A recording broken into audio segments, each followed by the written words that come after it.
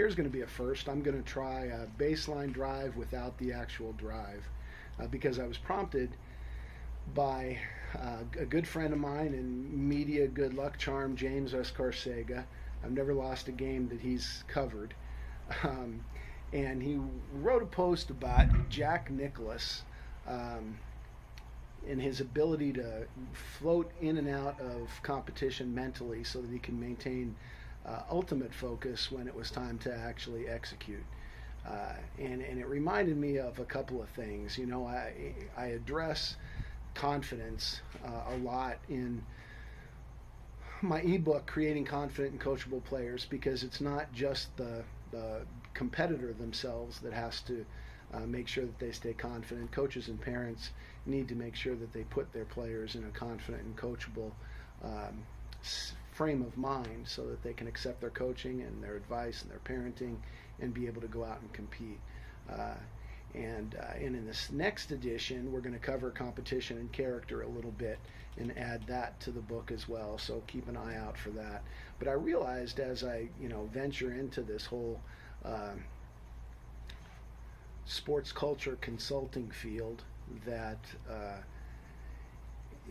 really my mission with Gold Standard Coaching is to help players, have productive growth experiences in competition in life, uh, and to help parents reduce some stress so that they can enjoy the experience.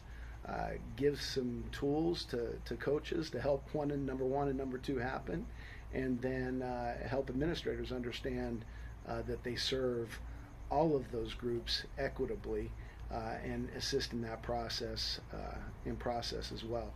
And as you do that, what you're really doing is you're eliminating some of the stress. As I have to play both roles, not only as coach sometimes, but also as a parent of a high school senior that's going through the recruiting process and everything.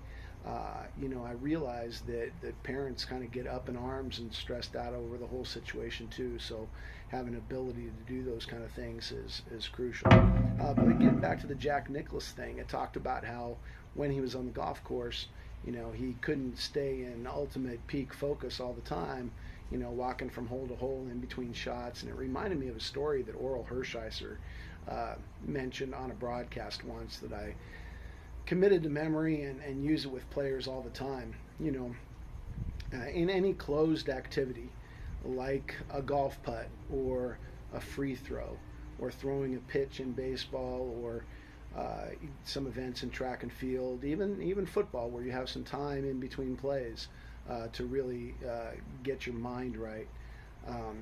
Oral said that in between pitches, sometimes he would go for a short walk out onto the infield grass. And when he was on the infield grass, he took in the sights. He looked around the stadium, maybe tried to find somebody that was recognizable, beautiful view of Chavez Ravine, blue heaven on earth. And then, as he got ready to pitch, he would step onto the mound. And when he was on the dirt of the mound, he started to think about the situation. What the count was, where runners were, how many outs, what the score was, and he got himself a little bit back in game mode. And then when he stepped onto the rubber, he focused a little bit more on the execution of the pitch. And I thought that was a good way to gradually get into and re-enter competition. So many times players beat themselves up over the last pitch or the last missed shot or the last missed putt, that they need a way to kind of let that go and get back into the swing of things. Evan Longoria, if he takes a bad swing, he'll step out of the batter's box and he'll look at the left field foul pole because he knows that any game that he ever plays, there will always be a left field foul pole. So he has a focus point. And, when he looks there, he thinks of whatever it is that he has come up with, whatever mantra he's developed to kind of get him back into the competitive mode. Aaron Judge picks up dirt and throws it away. There's all sorts of rituals that players go through to get themselves mentally ready and locked in, and those re-entry rituals are crucial. in those situations to get your mind right a little bit. And I thought Oral's was great. Nicholas's was great as well.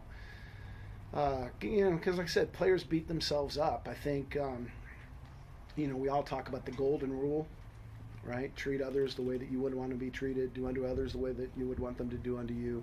I talk a lot in my presentations and when I'm consulting with athletes about the golden rule times two. You not only have to do unto others the way that you would like them to do unto you, but you need to treat yourself the way that you would expect others to treat you, right? I think sometimes athletes say things to themselves that they have no business saying and they wouldn't expect any other teammate to ever say to them. Players think there's no way I can make this putt. I can't guard that guy. I can't hit that pitcher. I just can't throw a strike today. They say that in their head. But if they were in the dugout, they sure wouldn't somebody to come up and say, hey, Loke, you suck today, right? But players think that all the time. So we got to make sure that we're talking to ourselves and we're talking to ourselves in a positive way so that we're ready to compete when it comes time. And the only way you can really do that is to let go of the last play and move on to the next play. We make too many withdrawals from our emotional bank rather than deposits. There's enough of that going around. Everybody else is making withdrawals, right? Coaches are making corrections, and parents are getting on you, and kids need to, focus and have fun and get ready to execute. But until then, everybody go out and be great. Coach Loke out.